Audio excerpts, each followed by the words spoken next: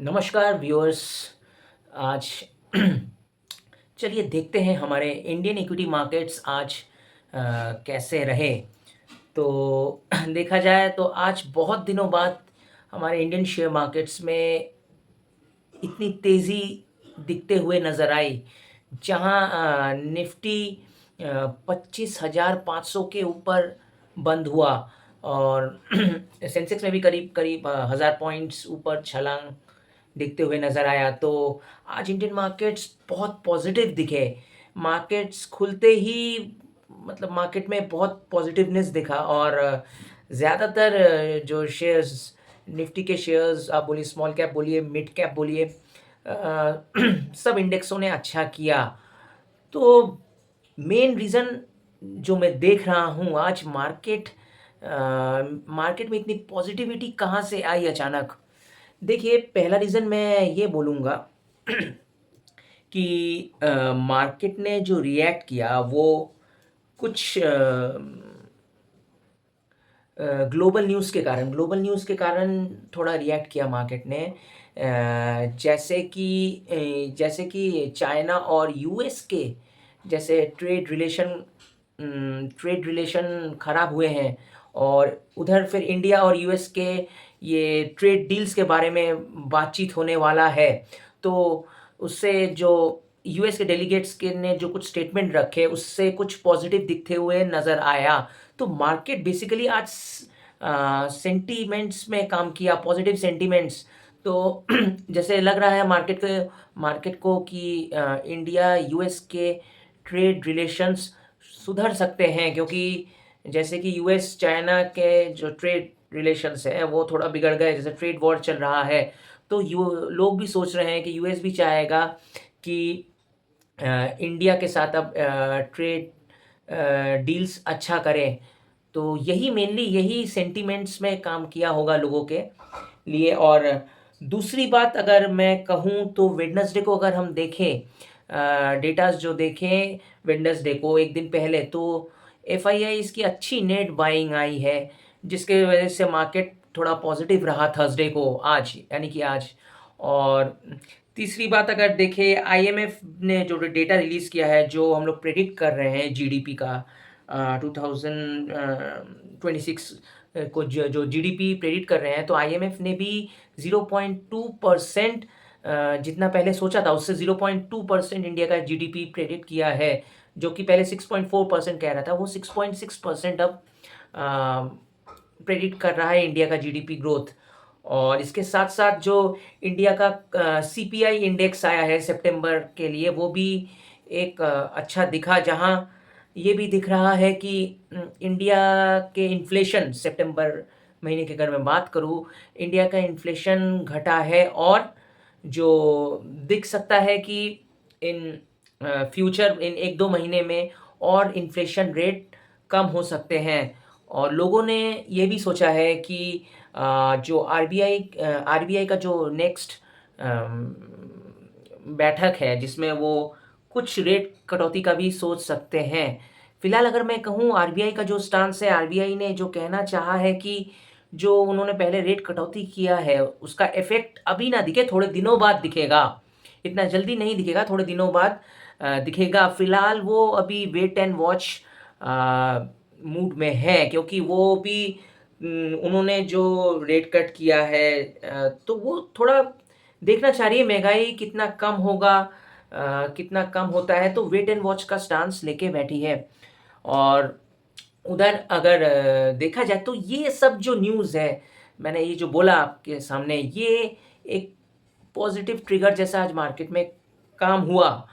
तो मार्केट आज सेंटिमेंटली बढ़ा है, ऐसा कुछ अलग कुछ मेरे को दिखा नहीं कोई चीज़ कि ऐसा कुछ। हाँ, और एक और बात मैं बोलना भूल गया कि कंपनीज़ के रिज़ल्ट भी अच्छे आ रहे हैं अब, जो इस क्वार्टर में एटलीस्ट किसी ने सोचा नहीं था कि कंपनीज़ के रिज़ल्ट धीरे-धीरे इम्प्रूव होंगे। जैसे पर्सिस्टेंट सिस्टम का बहुत अच्छा रिज़ल्ट आया, उधर वारी रिन्यूएबल्स लिमिटेड का रिज़ल्ट बहुत अच्छा आया, और आज इन्फोसिस का रिज़ल्ट भी ठीक-ठाक अच्छा आया है पिछले क्वार्टर से, जिसमें नेट प्रॉफ़िट 13% बढ़ते हुए दिख रहा है। तो ये ये सब चीज़ पॉज़िटिव ट्रिगर कर रहा है मार्केट को, ये पॉज़िटिव न्यूज़ जैसा काम कर रहा है मार्केट के लिए।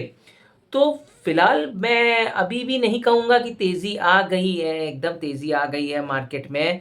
क्योंकि आज ये तो मैं बोलूँगा, आज मार्केट में जो तेज़ी दिखी वो ये यही सेंटिमेंट्स काम किए मेनली कि अम, लोगों ने सोचा अब सब कुछ सही हो जाएगा, लेकिन हमारे सोचने से क्या होगा? एक्चुअली इंडिया यूएस जो डेलीगेट्स हैं, जो बैठेंगे उधर ट्रेड डील्स में क्या होगा, उधर क्या सेटलमेंट होता है, वो हम पहले से प्रेडिक्ट नहीं कर सकते हैं। तो आज सेंटिमेंट से मार्केट बढ़ा है। आप ऐसा मत सोचिए कि एकदम मार्केट यहाँ से दौड़ना चालू कर जाएगा और फोमो में एंट्री मत कीजिए, मतलब फ़ियर ऑफ मिसिंग आउट। बहुत लोगों को इस समय लगता है कि ज़्यादातर मतलब मार्केट में मैंने देखा है, जो मेनली लोगों में ऐसे सिचुएशन में जो प्रॉब्लम होता है कि उन्हें लगता है कि अरे हम लोग मिस आउट तो नहीं कर गए, जल्दी एंट्री लें।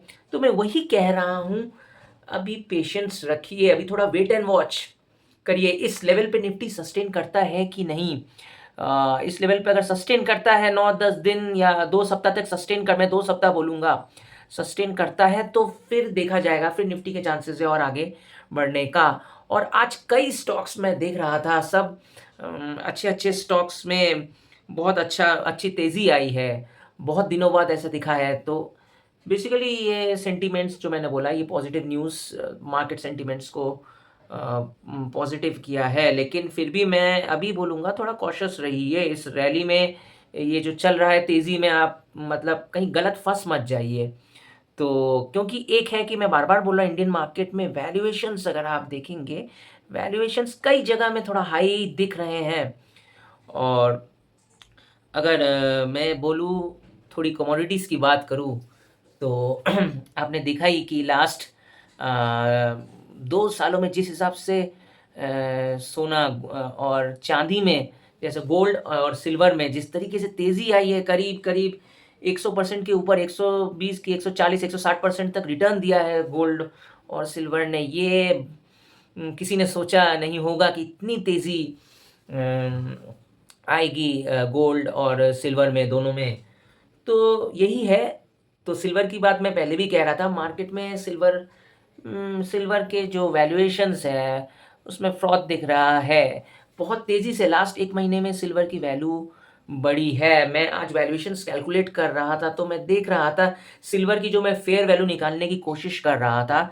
सिल्वर अभी भी अपने फेयर वैल्यू से मैं बोलूँगा 30,000 रुपए ऊपर है।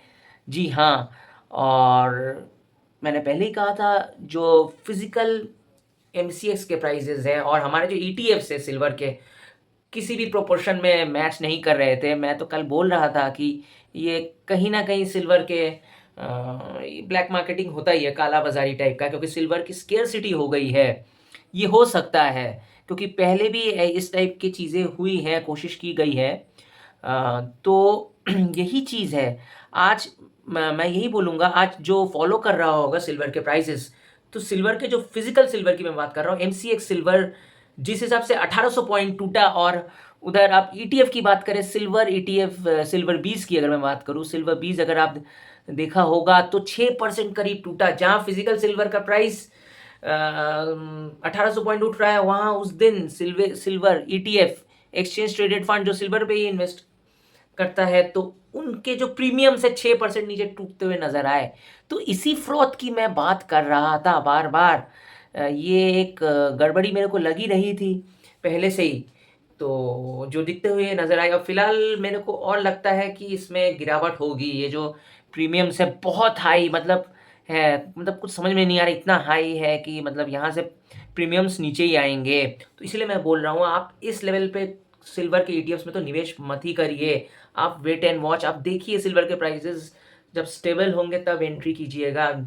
तो ये भी मैं बोलना चाहूँगा, गोल्ड और सिल्वर में ऑलरेडी इतनी तेज़ी आ गई है, और अब मैं फ्यूचर में, ये लास्ट 2-3 साल की अगर मैं बात करूँ, मेरे को लगता नहीं गोल्ड और सिल्वर इतने बढ़ेंगे, बल्कि मैं सोच रहा हूँ गोल्ड और सिल्वर के प्राइसेस नीचे आएँगे यहाँ से, क्योंकि जिस हिसाब से बढ़े हैं।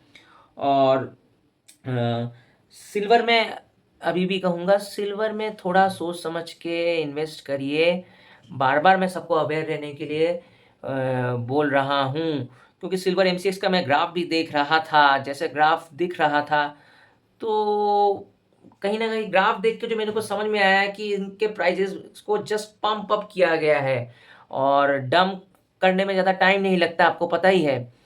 तो मैं इसीलिए बोलूँगा थोड़ा सावधान रहिए, अब नए से सिल्वर पे इन्वेस्ट मत करिए, प्राइस को थोड़ा नीचे आने दीजिए तभी इसमें रहिए। और गोल्ड और सिल्वर की अगर मैं बात करूँ, ज़्यादातर गोल्ड को सेफ एसेट बोला जाता है क्योंकि गोल्ड और सिल्वर में क्या डिफ़रेंस है, गोल्ड को जो सोना है, गोल्ड को करेंसी की बैकिंग रहती है और जिस हिसाब से गोल्ड हमारे सेंट्रल बैंक ने भी खरीद रखा है, सेंट्रल बैंक ने भी खरीद रखा है और करेंसी से भी बैकिंग मिलती है, तो गोल्ड काफ़ी सेफ है। उधर सिल्वर में ऐसा कुछ नहीं है, सिल्वर है जस्ट वर्ल्ड डिमांड्स पे और जैसे वर्ल्ड में कुछ अनसर्टेनिटी आती है इनके डिमांड और सप्लाई में, तो गोल्ड के प्राइसेस सॉरी सिल्वर के प्राइसेस में आप काफ़ी फ्लक्चुएशन देख सकते हैं। फिलहाल मेरे को एक और चीज़ भी अगर लगता है, धांधलेबाज़ी तो हुई है, मतलब कालाबाज़ारी तो हुआ है कि हम लोगों के पास तो अभी कोई प्रूफ़ नहीं है, लेकिन ये जो दिख रहा है होर्डिंग, मैं कल ही बात कर रहा था, इसके अलावा ये भी हो सकता है क्योंकि आप देखिए, जिस हिसाब से इंडिया लार्जेस्ट इम्पोर्टर है सिल्वर का, इंडिया बहुत इम्पोर्ट करता है, तभी भी स्केर्सिटी इतना इम्पोर्ट करने के बाद भी, जो लार्जेस्ट इम्पोर्टर है इंडिया का, तो सिल्वर का सॉरी इंडिया लार्जेस्ट इम्पोर्टर है, तभी भी स्केर्सिटी अभी सिल्वर की मार्केट में दिखते हुए नज़र आ रही है। इसका कारण भी ये भी हो सकता है कि जिस तरह के सिल्वर में ज इंडस्ट्रियल यूज़ बढ़ा है और आप अभी रिसेंटली देखिए जितना सिल्वर इम्पोर्ट हम लोग ले रहे हैं दूसरे देशों से, सिल्वर जो आ रहा है, 60% ऑफ यूसेज सिल्वर का आपका ईवीज़ और सेमीकंडक्टर्स मैन्युफैक्चरिंग में चला जा रहा है और जिसके कारण शॉर्टेज है और उस हिसाब से सप्लाई नहीं है। ये भी एक कारण हो सकता है और फिलहाल देखिए कल मार्केट में क्या होता है, कल वीकेंड है, मैं सबको यही बोलूँगा मार्केट में थोड़ा कल कॉशियसली रहिएगा। मेरे को लगता है कि कल मार्केट थोड़ा नीचे की तरफ दिख सकता है, जिस हिसाब से आज रैली हुई है, तो पूरा टोटली सेंटिमेंट्स में काम किया है मार्केट में और कल वीकेंड है, तो आपको प्रॉफ़िट बुकिंग भी दिखते हुए नज़र आ सकती है, तो मार्केट कल थोड़ा नीचे की तरफ ही रहेगा, ज़्यादा लॉन्ग की तरफ कल मत जाइएगा। बार-बार मैं बोल रहा हूँ कॉशियसली अप्रोच रखिएगा और उम, यही मैं कुछ चीज़ें बोलने के लिए आज मेरे मन में ये सब चीज़ें और भी बहुत सारी चीज़ें रहती है। मैं कभी-कभार कुछ बोलना भूल जाता हूँ क्योंकि मेरा ये जो मैं आपके सामने बोलता हूँ डायरेक्ट बोलता हूँ, मेरा कोई स्क्रिप्टेड नहीं है। जितनी मार्केट की मुझे समझ है और इकोनॉमी जैसे देश की इकोनॉमी की जो समझ है, वर्ल्ड इकोनॉमी की जो समझ है, मैं वही आपके पास रखने की कोशिश करता हूँ क्योंकि मैं मैक्रो इकोनॉमी को बहुत क्लोज़ली ऑब्ज़र्व करता हूँ। तो आज का ये मेरा वीडियो आपको कैसा लगा ज़रूर बताइएगा। तो आज के लिए गुड नाइट, चलिए कल मिलते हैं।